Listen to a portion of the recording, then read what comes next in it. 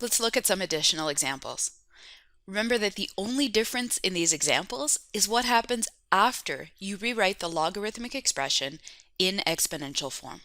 The main steps remain the same for each equation. We'll rewrite the left-hand side as the logarithm of a single quantity, if necessary. Then, once we have the logarithm of a single quantity equal to a number, we'll rewrite this expression in exponential form. And after that, we'll use the tricks and tips that we know from solving equations to solve that equation. Let's try this one out. One thing that I can do is notice that I have a fraction in the first term and decide to eliminate that fraction. I could eliminate that 2 in the denominator by multiplying every single term by 2. That's an absolutely valid approach. It's something we would have done in the factoring and solving equations module. Another approach, equally valid, is to take that multiple of logs and turn it into a power. Let's try that here. So that leaves us with the logarithm of x plus 2 raised to the 1/2 plus the logarithm of 5, and that's equal to 1. Now we'll rewrite this sum of logarithms as the logarithm of a single quantity, to the base 10 of course, since these are both given to the base 10. So we have the logarithm to the base 10 of x plus 2 raised to the power of 1/2 times 5. And all of that is equal to 1. At this point, once we have the logarithm of a single quantity, we'll rewrite it in exponential form. In other words, we'll read the logarithm. We'll read the logarithmic expression. This tells us that 10 raised to what power? Well, raised to the power of 1 gives us everything in the square brackets. 10 to the power of 1, or just 10, gives us 5 times x plus 2 to the power of 1/2. I've just rewritten what's inside the square brackets in a way that's more familiar to us. Now we need to isolate the term that the x is in. Okay, we've done that already, but we find that it's inside brackets. So we'll isolate the factor that the x is in, that the variable is in, by dividing both sides by 5. Dividing both sides by 5 gives us 2 is equal to x plus 2 raised to the power of 1/2. To undo a square root, we're going to square both sides. So we take the right-hand side and square it, and of course the left-hand side as well. Using properties of exponents, this leaves us with x plus 2 on the right-hand side, and that's equal to 2 squared, or 4. Isolating x by subtracting 2 from both sides gives us x is equal to 2. A quick check in the original equation shows us that if we substitute in 2 for our value of x, we're taking the logarithm of 4, a positive number, which is fine. So x is equal to 2 is a valid answer to this equation. Let's tackle another one. We again have a sum of logs on the left-hand side, and those are equal to a number. And since both logarithms are to the same base, to the base 10, I can easily rewrite this sum of logs as the logarithm of a single quantity. So it will be the logarithm of 2x minus 1 times x plus 4. And that's all equal to 1. Sometimes I find it easier to rewrite this in exponential form if I give the base of the logarithm. That allows me to circle it and indicate clearly to myself that the logarithm of this whole quantity equal to 1 can be rewritten as 10 to the power of 1 equals everything in those square brackets. So we have 10 to the power of 1 is equal to 2x minus 1 times x plus 4. Again, our first step was to rewrite the first expression as the logarithm of a single quantity equals a number. And then, as we did previously, we rewrote it in exponential form. And now we know start. And now we use the tools for solving equations that we've developed previously to solve for x. Since x appears in both binomials here, I definitely need to multiply them together first to get rid of those brackets. This gives us 10 to the power of 1, or just 10, is equal to 2x squared plus 8x minus 4.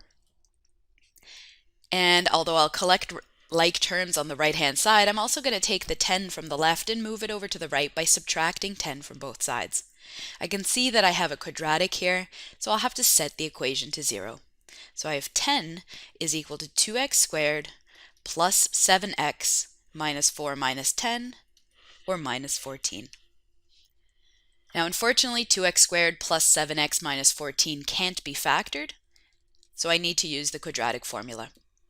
I see that I have a value for a of 2, b, the coefficient of x, is 7, and c is equal to negative 14. I'll substitute these into the quadratic formula, where x is equal to negative b plus or minus the square root of b squared minus 4ac, all divided by 2a. All right, so we find that x is equal to negative 7 plus or minus the square root of 7 squared minus 4 times 2 times negative 14. And all of that is divided by 2 times 2. So x is equal to negative 7 plus or minus the square root of 161 divided by 4. And therefore, we find that x is equal to 1.42, or x is equal to negative 4.92. Now it's important that we check these two solutions in the original equation. In our original equation, if we substitute in x is equal to 1.42, we take the log of a positive value for the first logarithm and for the second logarithm. So x is equal to 1.42 is a valid solution. If I substitute in x is equal to negative 4.92 into either of the values for x in the original equation, I then need to take the logarithm of a negative value, which I'm not able to do. This tells me that x is equal to negative 4.92 is not a valid solution to the equation, but x is equal to 1.42 satisfies the original equation. So the answer is x is equal to 1.42. These last two look a little bit different, I think, because we have an x squared in the quantity we're taking the logarithm of, and in the second question, we have a fractional base. We'll treat these exactly the same way as we did before. Let's start with the equation on the left.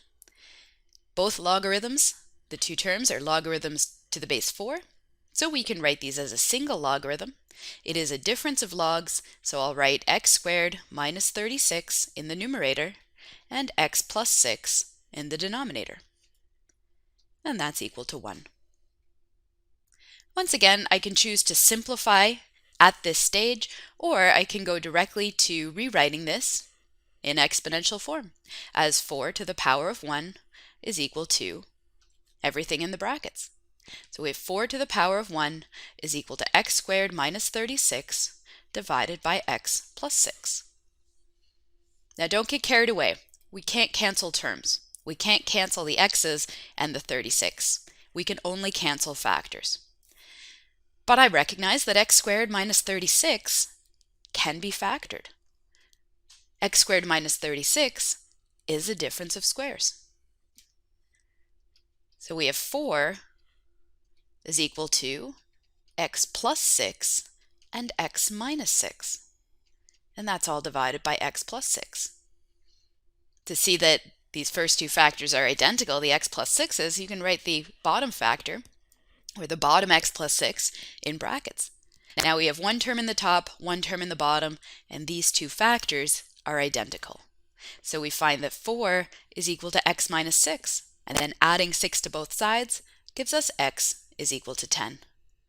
If I substitute x is equal to 10 into either of the original two logarithms, in both cases, I will then be taking a logarithm of a positive quantity, so x equals 10 is a valid solution to the equation. So once again, our steps were identical. We rewrote this difference of logarithms as the logarithm of a single quantity.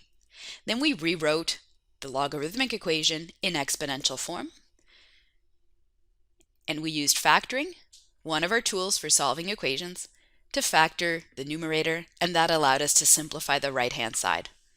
After that, we had a very simple equation, 4 is equal to x minus 6, left to solve. So let's try this funny looking one that has a base of 3/4. Again, it's just a difference of logs.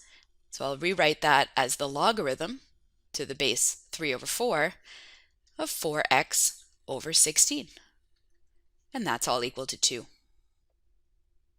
Again, I could simplify 4x over 16, and maybe I will in this case. I have the logarithm to the base 3/4 of 4x over 16, and the 4 and the 16 cancel to give me x over 4. And that's equal to 2. Now I'll rewrite it in exponential form. That's 3/4 to the power of 2 is equal to x over 4.